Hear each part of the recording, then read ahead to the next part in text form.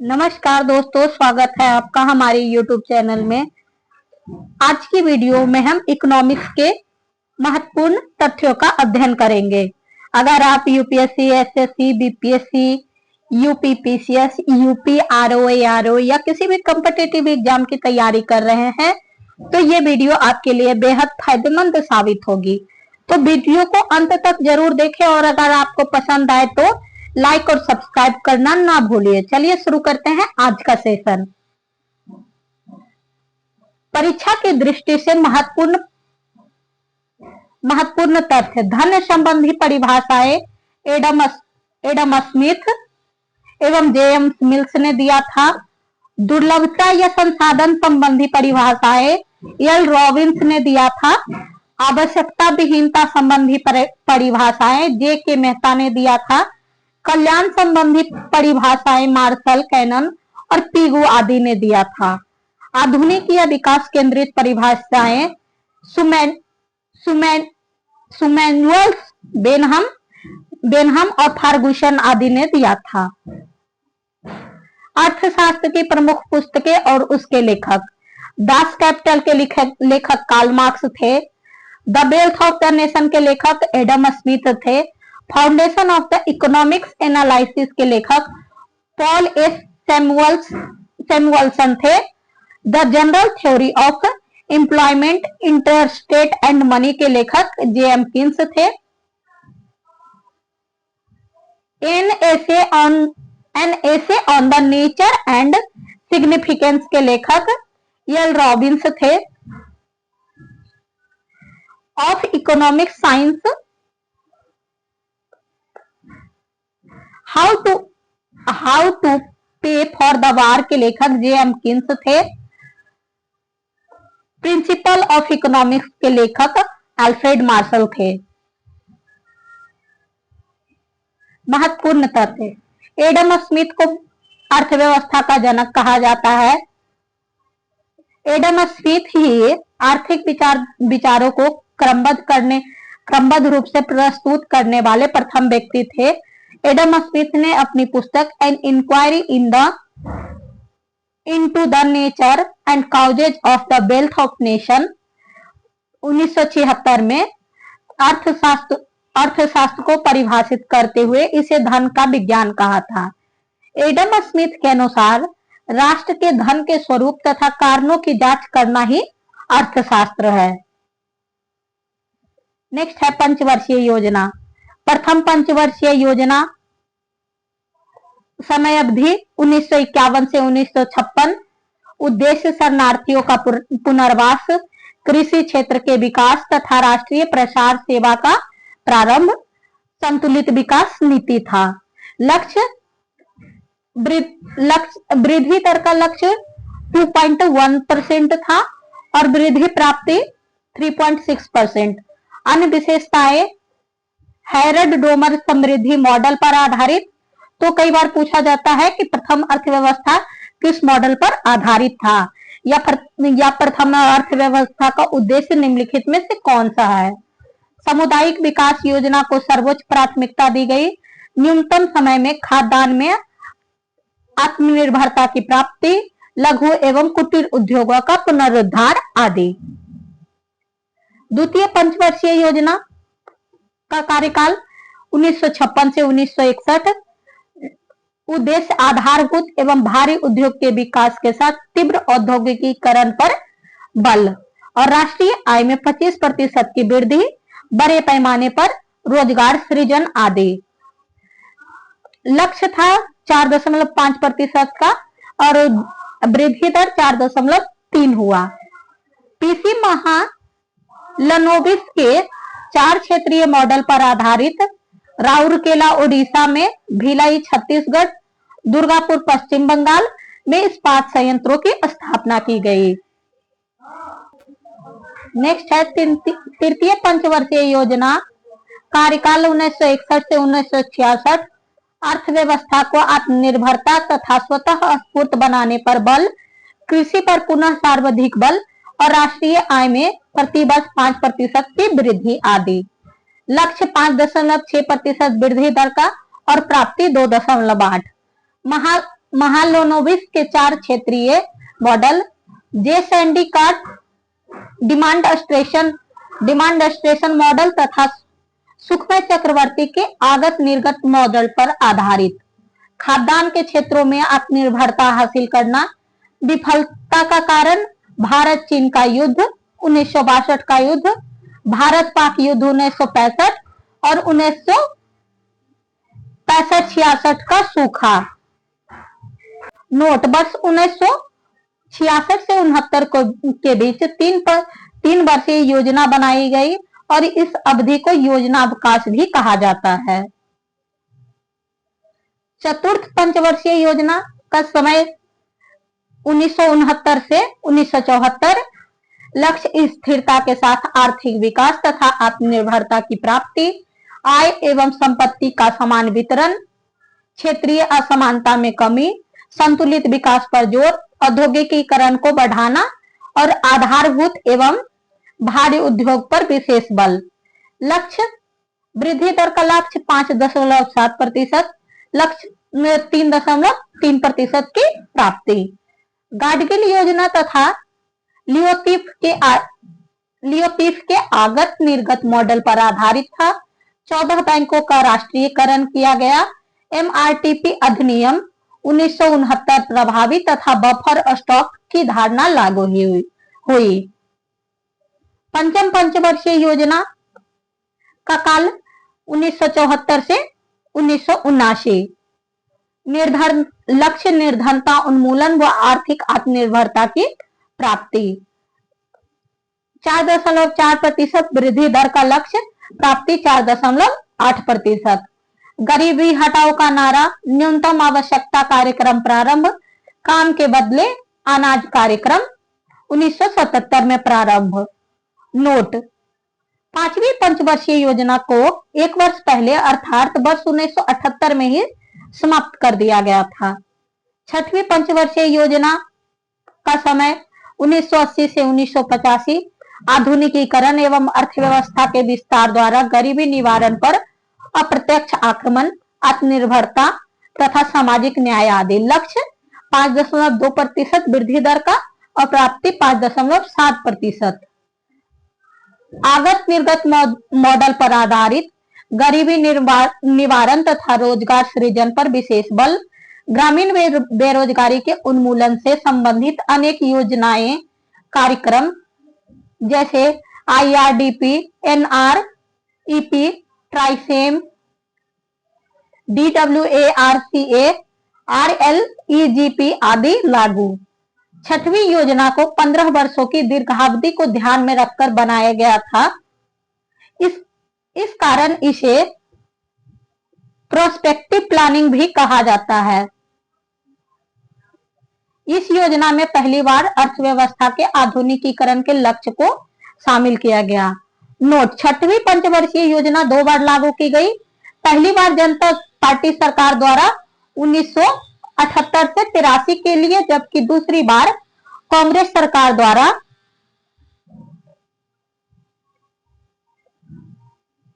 1978 से 83 की योजना को अनवरत योजना नाम दिया गया तथा अनवरत योजना का श्रेय गुन्नार मार्शल को।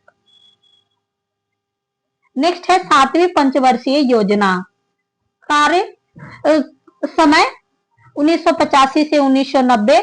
लक्ष्य आधुनिकीकरण, आत्मनिर्भरता तथा सामाजिक न्याय। 5.0% वृद्धि दर का लक्ष्य, प्राप्ति 6.0%। दीर्घकालीन विकास विधि एवं उदारीकरण मॉडल, इंदिरा आवास योजना, जवाहर रोजगार योजना तथा नेहरू रोजगार योजना प्रारंभ। ऊर्जा संरक्षण और गैर परंपरागत ऊर्जा स्रोतों के विकास पर बल दिया गया। नोट, 1 अप्रैल 1990 से 31 मार्च 1992 तक 2 वार्षिक योजनाएं चलाई गई। 8वीं पंचवर्षीय योजना कार्य समय 1992 से 97। मानव संसाधन विकास, शताब्दी के अंत तक पूर्ण रोजगार सृजित करना, जनसंख्या वृद्धि पर नियंत्रण तथा पेयजल तथा स्वास्थ्य का सार्वभौमिकरण। 5.6% वृद्धि दर का लक्ष्य प्राप्ति 6.8%। जॉन डब्ल्यू मिलर मॉडल पर आधारित प्राथमिक शिक्षा का सार्वभौमिकरण 15 से 35 वर्ष आयु समूह में निरक्षरता उन्मूलन प्रमुख कार्य था। 9वीं पंचवर्षीय योजना कार्यकाल 1997 से 2002 सामाजिक न्याय एवं समता के साथ आर्थिक विकास। लक्ष्य 6.5% वृद्धि दर प्राप्ति 5.4%। इस योजना में 7 बुनियादी न्यूनतम सेवाएं जिनमें सभी के लिए प्राथमिक शिक्षा, बेघरों के लिए घर, बच्चों के लिए पोषक आहार, सभी गांव एवं बस्तियों के लिए सड़क, गरीबों के लिए सार्वजनिक वितरण व्यवस्था को बेहतर बनाने आदि पर बल दिया गया। राजकोषीय समेकन की नीति को लागू की गई। 9वीं पंचवर्षीय योजना से सार्वजनिक क्षेत्रफल पर बल देने की प्रवृत्ति में कमी आई तथा निर्देशात्मक योजना की शुरुआत की गई। 10वीं पंचवर्षीय योजना समय 2002 से 2007 तक। विगत वर्षों में प्राप्त उपलब्धियों का अक्षुण्ण बनाए रखते हुए उन्हें आगे विकास करना तथा विगत वर्षों में अर्थव्यवस्था के विभिन्न क्षेत्रों में विकास में आई बाधाओं को प्राथमिकता के आधार पर दूर करना। लक्ष्य 8.0% वृद्धि दर का प्राप्ति 7.6%। 10वीं पंचवर्षीय योजना में त्रिमुखी कार्यनीति अपनाई गई। पहला, योजना में कृषि को महत्वपूर्ण क्षेत्र के रूप में स्वीकार किया गया क्योंकि इस क्षेत्र में लाभ को व्यापक रूप से फैलाने की शक्ति सर्वाधिक है। दूसरा, उन क्षेत्रों को तीव्र विकास सुनिश्चित किया गया जो लाभप्रद रोजगार के अवसरों का सृजन करने वाले थे। तीसरा, ऐसे लक्षित समूह जो सामान्य समृद्धि प्रक्रिया से पर्याप्त रूप से लाभान्वित नहीं हो सके के संबंध में पूरक कार्यक्रम पर बल। 11वीं पंचवर्षीय योजना लागू होने का वर्ष 2007 से 2012 तक। लक्ष्य तीव्र आर्थिक विकास के साथ समावेशी विकास करना जिससे विकास की धारा के साथ सबको जोड़ा जा सके तथा आर्थिक विकास का लाभ सभी तक वितरित हो। लक्ष्य 9.0% का वृद्धि दर का प्राप्ति 8.0%। 11वीं योजना में गरीबी, स्वास्थ्य, शिक्षा, महिला और बच्चों के विकास, अधोसंरचना और पर्यावरण से संबंधित कार्य संपादन के प्रदर्शन के आकलन हेतु 26 सूचकांक बनाए गए। नेक्स्ट है 12वीं पंचवर्षीय योजना लागू होने का वर्ष 2015 से 17 तक। शीर्षक तीव्र, अधिक और समावेशी एवं धारणीय विकास। लक्ष्य अर्थव्यवस्था की विकास दर को तीव्र करने के साथ साथ यह भी सुनिश्चित करना कि विकास प्रक्रिया समावेशी एवं धारणीय बने।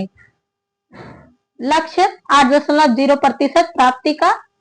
12वीं पंचवर्षीय योजना में 25 प्रमुख लक्ष्य निर्धारित किए गए थे जिनमें से कुछ निम्नवत है। जीडीपी में 8% की वास्तविक वृद्धि दर से समृद्धि, 4% की दर से कृषि समृद्धि, 10% की दर से विनिर्माण समृद्धि, प्रति व्यक्ति उपभोग गरीबी में 10% की कमी और योजना के दौरान गैर कृषक क्षेत्रों में 50 मिलियन नए कार्य अवसरों का सृजन आदि। भारत में गरीबी निर्धारण के प्रमुख प्रयास। दादा भाई नेरोजी की पुस्तक poverty and un British rule in India में पहली बार गरीबी मापन की अवधारणा प्रस्तुत की गई। तो आइए हम सबसे पहले जानते हैं गरीबी का मतलब क्या होता है। गरीबी का मतलब भोजन, कपड़ा और घर जैसी बुनियादी जरूरतों को पूरा करने के लिए पर्याप्त धन या संसाधनों का अभाव। भारत में गरीबी के माप से संबंधित प्रमुख अर्थशास्त्री D.M. दांडेकर, N. रथ, D.S. मिन्हास, P.D. ओझा, प्रणब वर्धन, S.P. गुप्ता, सुरेश तेंदुलकर, C. रंगराजन आदि हैं। भारत में निर्धनता रेखा के निर्धारण का पहला आधिकारिक प्रयास योजना आयोग द्वारा जुलाई 1962 में किया गया। वर्ष 1977 में योजना आयोग द्वारा गठित कार्यदल ने वर्ष 1973-74 को आधार वर्ष मानते हुए पहली बार प्रतिदिन न्यूनतम भोजन ऊर्जा के आधार पर गरीबी का निर्धारण किया था। इसके अनुसार ग्रामीण क्षेत्र का वह व्यक्ति जो प्रतिदिन 2400 कैलोरी तथा शहरी क्षेत्र का वह व्यक्ति जो प्रतिदिन 2100 कैलोरी भोजन प्राप्त करने में असमर्थ है, वह गरीब है। योजना आयोग द्वारा देश में गरीबी की माप के लिए वर्ष 1989 में प्रोफेसर बीटी लकरवाला की अध्यक्षता में एक समिति गठित की गई, जिसने अपनी रिपोर्ट वर्ष 1993 में प्रस्तुत की।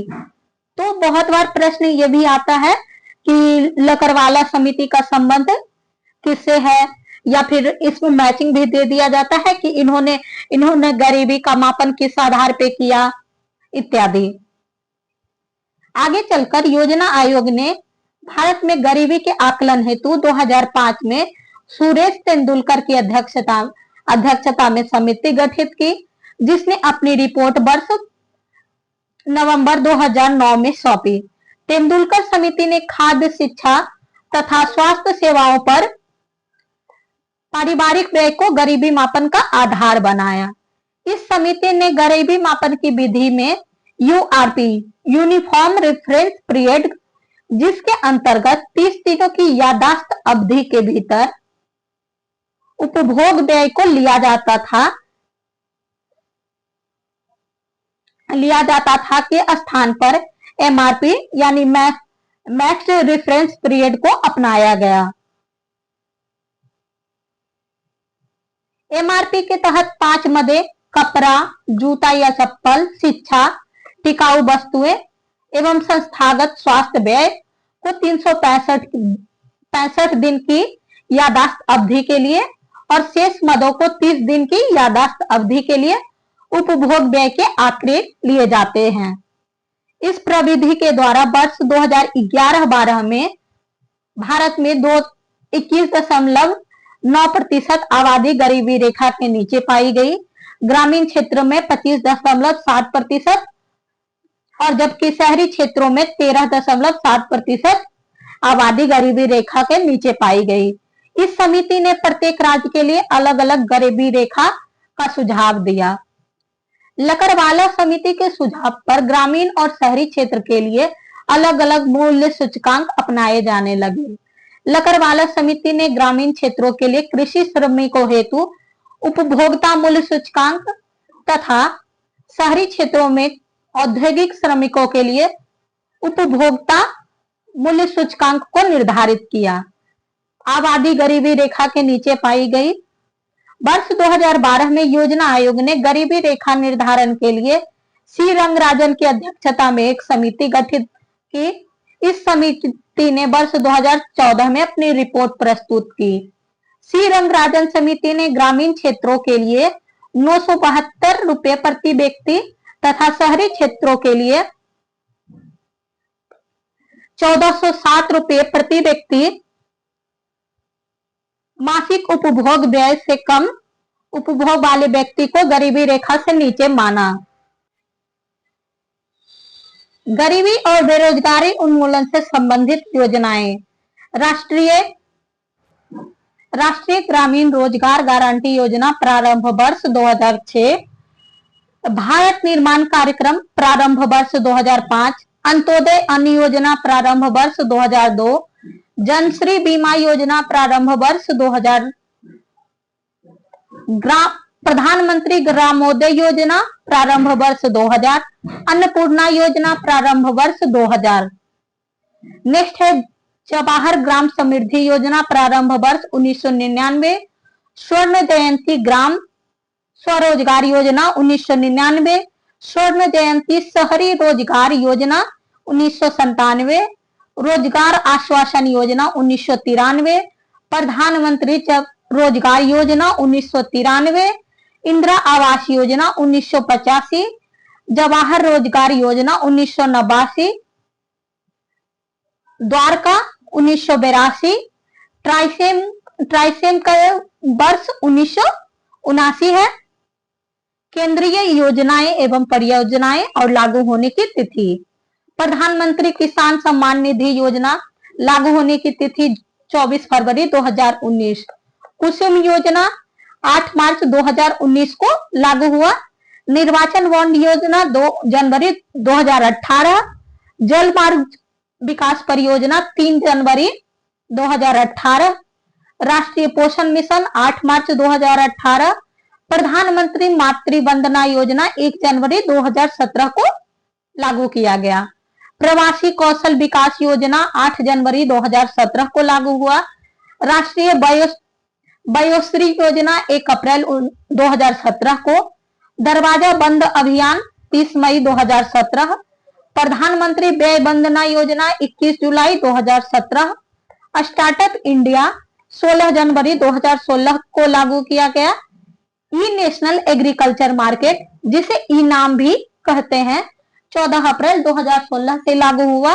प्रधानमंत्री उज्ज्वला योजना 1 मई 2016 को। प्रधानमंत्री रोजगार प्रोत्साहन योजना 9 अगस्त 2016 को। प्रधानमंत्री युवा योजना 9 अगस्त 2016 को। सुकन्या समृद्धि योजना 22 जनवरी 2015 को। प्रधानमंत्री मुद्रा योजना 8 अप्रैल 2015 को। अटल पेंशन योजना 9 मई 2015 को। प्रधानमंत्री कौशल विकास योजना 15 जुलाई 2015 को। मुद्रास्फीति और मुद्रा संकुचन का विभिन्न वर्गों क्षेत्रों पर पड़ने वाले प्रभाव।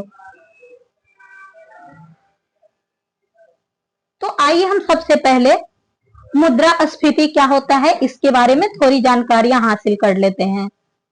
यह एक ऐसी स्थिति होती है जिसमें सामान्य मूल्य स्तर में वृद्धि होती है, जिससे प्रत्येक इकाई मुद्रा की क्रय शक्ति कम हो जाती है। मुद्रास्फीति तब होती है जब वस्तु और सेवाओं की कीमतें बढ़ती हैं, जबकि मुद्रा संकुचन तब होता है जब कीमतें गिरती हैं। यह मुद्रा संकुचन में सामान्य मूल्य स्तर में गिरावट होती है, जिससे प्रत्येक इकाई मुद्रा की क्रय शक्ति बढ़ जाती है। तो उपभोक्ता वर्ग पर मुद्रास्फीति का प्रभाव। उपभोक्ता को हानि होता है और मुद्रा संकुचन से उपभोक्ता को लाभ होता है। ऋणी से मुद्रास्फीति को लाभ होता है और मुद्रा संकुचन से ऋणी को हानि होता है। ऋणदाता को भी मुद्रास्फीति से हानि होता है और मुद्रा संकुचन से लाभ होता है। स्थिर आय वर्ग वालों को भी मुद्रास्फीति से हानि होता है और मुद्रा संकुचन से लाभ होता है। परिवर्तनशील आय वर्ग वालों को मुद्रास्फीति से लाभ होता है और मुद्रा संकुचन से हानि होता है। सार्वजनिक बचत पर मुद्रास्फीति से सार्वजनिक बचत में कमी आती है और मुद्रा संकुचन से वृद्धि आती है। सार्वजनिक व्यय का मुद्रास्फीति पर प्रभाव। मुद्रास्फीति में सार्वजनिक व्यय में वृद्धि होती है और मुद्रा संकुचन में सार्वजनिक व्यय में कमी होती है। आयात पर मुद्रास्फीति का प्रभाव वृद्धि का होता है, वहीं मुद्रा संकुचन से आयात में कमी होती है। मुद्रास्फीति से निर्यात में कमी होती है और मुद्रा संकुचन से निर्यात में वृद्धि होती है। बैंकिंग एवं बीमा कंपनियों का मुद्रास्फीति से विकास होता है, वहीं मुद्रा संकुचन से पतन होता है। करारोपण से मुद्रास्फीति में वृद्धि होती है। उत्पादन व्यापारी और किसान वर्ग का मुद्रास्फीति से लाभ होता है, वहीं मुद्रा संकुचन से हानि होता है। पेंशन भोगी को मुद्रास्फीति से हानि होता है और मुद्रा संकुचन से लाभ होता है। नेक्स्ट है विश्व के प्रमुख शेयर बाजारों के सूचकांक।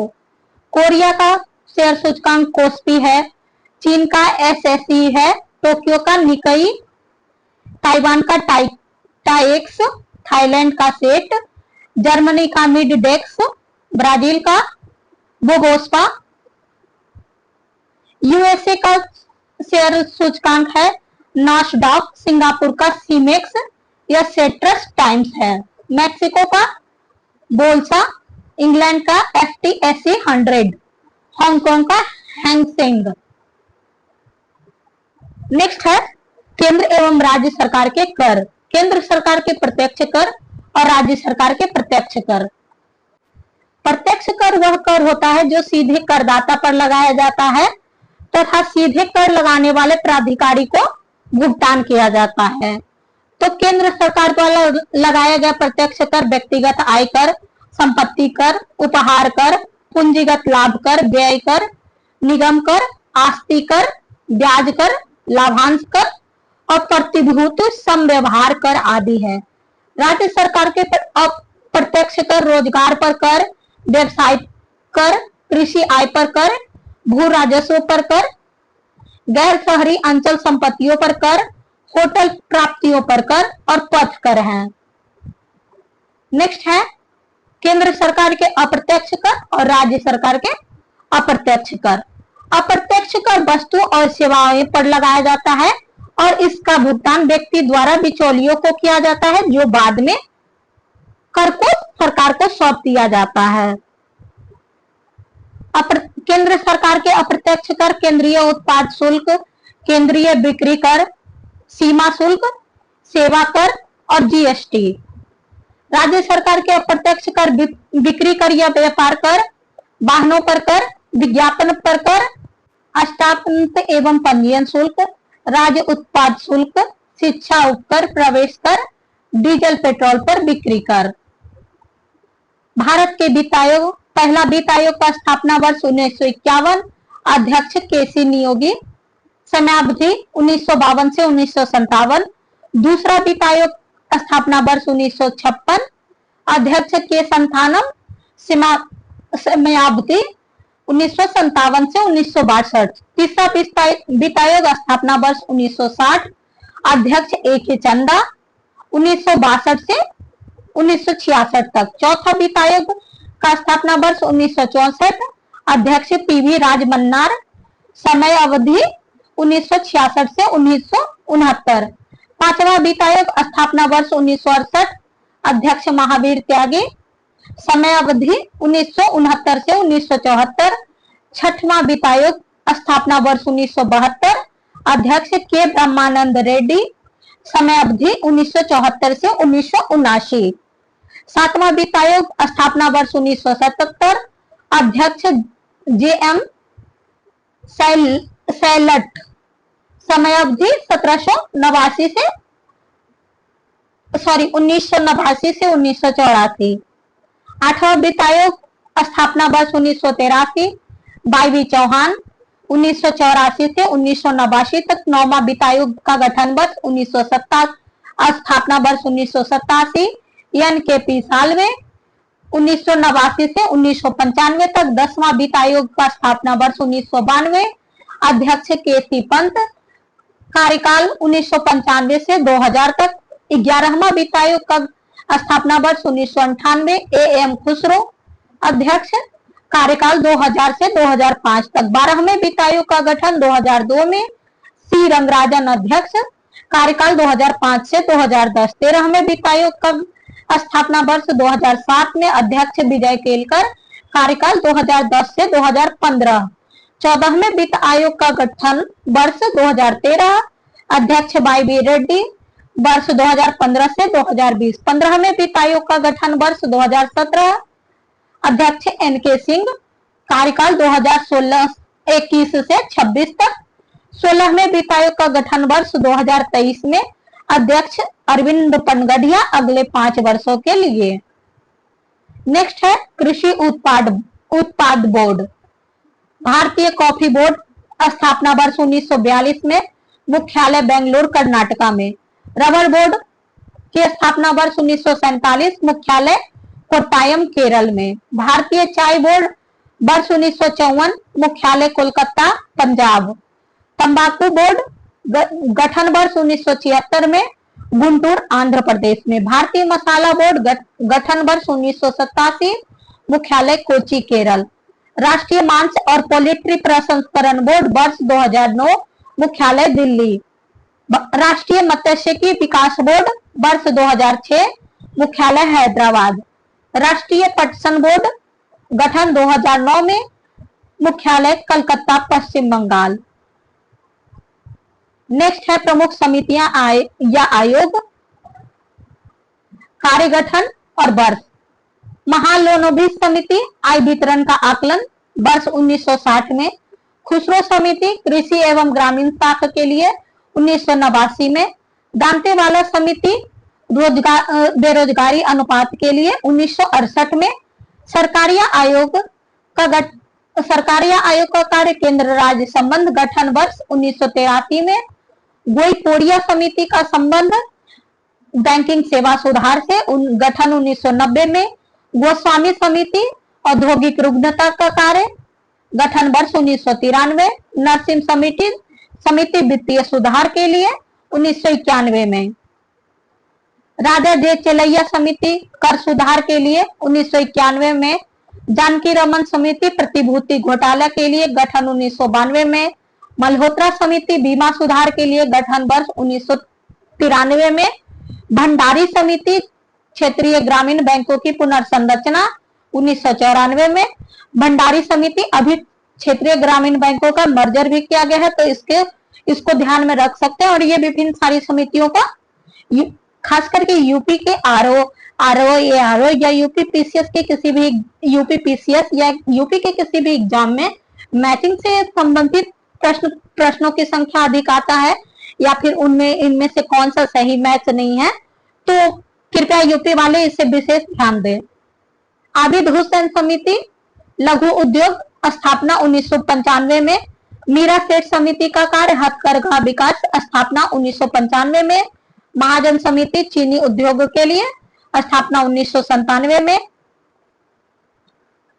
एस तारापोर समिति रुपए की पूंजी खाते में परिवर्तनता के लिए वर्ष 1997 में, बीएस व्यास समिति कृषि एवं ग्रामीण शाखा विस्तार के लिए वर्ष 2000 में, सुरेश तेंदुलकर समिति का कार्य गरीबी के लिए गठन 2005 में, सच्चर समिति मुस्लिमों की सामाजिक आर्थिक और शैक्षणिक स्थिति के लिए 2005 में गठन किया गया, रंगराजन समिति भुगतान संतुलन के लिए 1993 में, डॉक्टर कीर्ति एस पारिक समिति पेट्रोलियम उत्पादों की मूल्य प्रणाली पर सुझाव के लिए वर्ष 2013 में। तो दोस्तों आज का यह वीडियो यहीं पे समाप्त होता है। मुझे उम्मीद है कि आपको यह पसंद आया होगा। यदि हाँ तो कृपया इसे लाइक करें और अपने दोस्तों के साथ साझा करें। और यदि आप हमारे चैनल पर नए हैं तो कृपया सब्सक्राइब करना ना भूलें। Thank you for watching. Keep connected.